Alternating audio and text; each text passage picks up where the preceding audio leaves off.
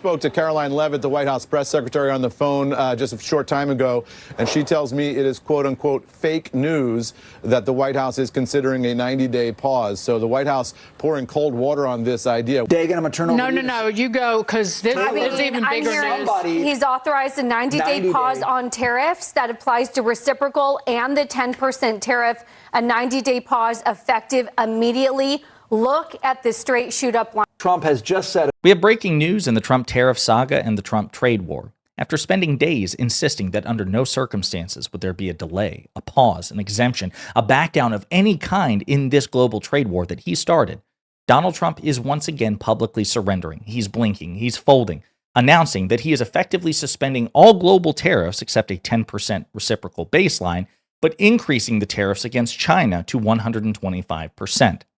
But before we unpack all that, if you end up liking this video and you want to support the channel, please be sure to hit the like, subscribe, and alert bells before you go.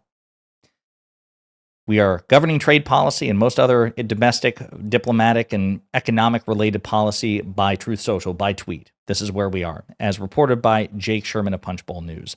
This is Trump on Truth Social.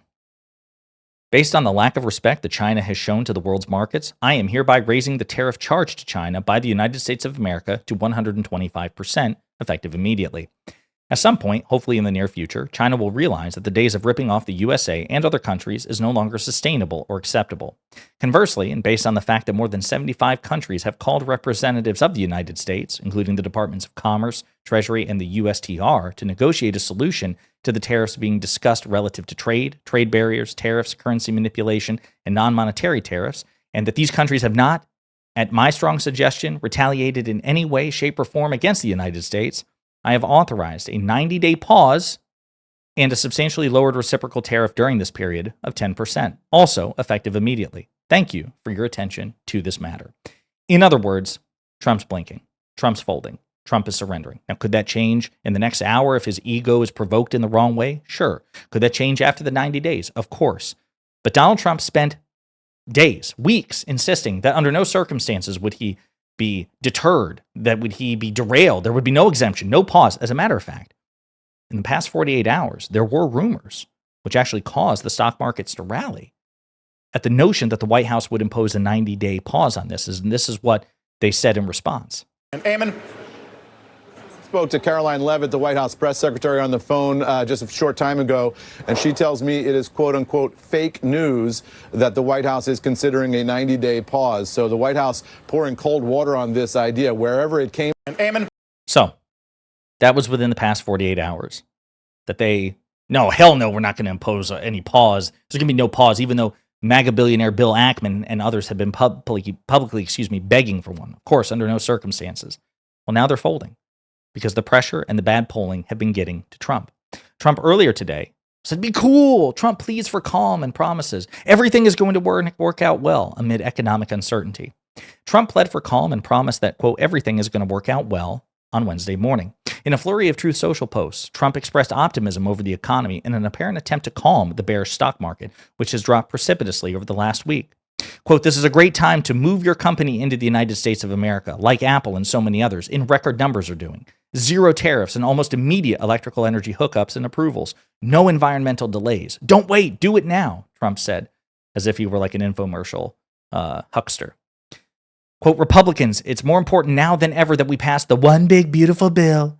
The USA will soar like never before, he wrote in another, which was followed by the assertion that, quote, it's imperative that Republicans in the House pass the tax cut bill now. Our country will boom.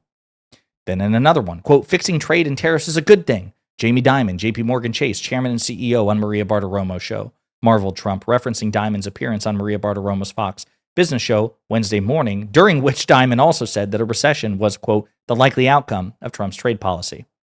After that, Trump adopted a more direct approach. Quote, be cool. Everything is going to work out well. The USA will be bigger and better than before, he insisted before adding, quote, this is a great time to buy DJT.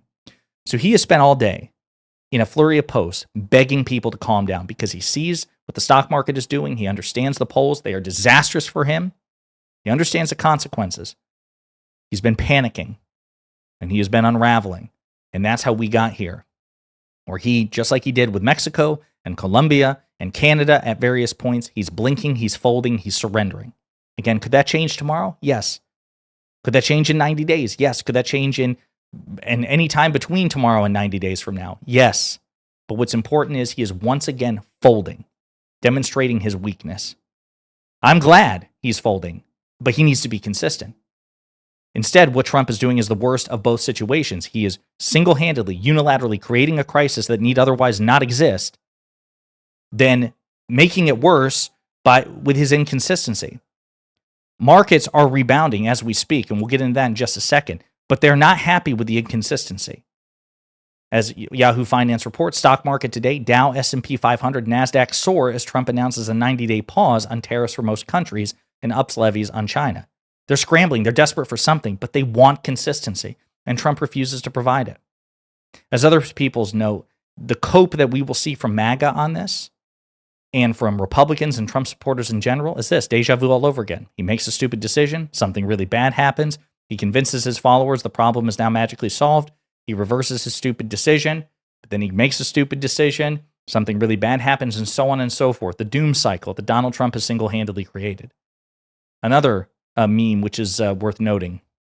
Trump, I'm adding tariffs. MAGA says, oh, this will create jobs. Trump says he's removing tariffs. Oh, that's the art of the deal. Trump says he's adding tariffs. MAGA says, oh, this will create jobs. Trump says he's removing the tariffs. MAGA says, oh, art of the deal. This whipsawing, this backlash, and his cult, million strong, do not give a damn. They will justify anything he does. There's, by definition, Donald Trump is infallible to them. He can do nothing wrong. So anything he does must obviously be something good. And so then you have to rationalize it.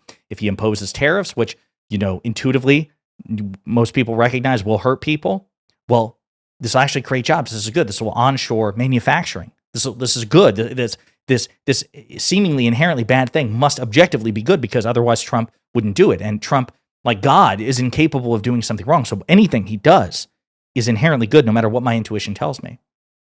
And then if Trump totally contradicts himself the next moment, I impose the tariffs must be good. But if I take the tariffs away, well, you're taking something good away, something that I persuaded myself to believe to be good, that must also be good. That's the art of the deal. The rationalization is endless. And again, there's no telling how this will manifest in a day, in a week, in a month, in 2 months, in 2 months and 29 days, or in 3 months. That's where we are. This is a bit of a reprieve for the markets, but not much of one, given how capricious, mercurial, and inconsistent Donald Trump is. But what you can be certain of is this is a product of Donald Trump unraveling, Donald Trump feeling the pressure. The polls have been disastrous for him. Big MAGA supporters and donors, from Elon Musk to Bill Ackman and others, have been publicly condemning his tariff policy. Fox News even has been attacking him on this. The stock market has been crashing because of him. This is no doubt a consequence of the pressure that he's been receiving, and that's why we need to keep the pressure up and make sure that Democrats can politically benefit from it. In the meantime, let me know what you think in the comments.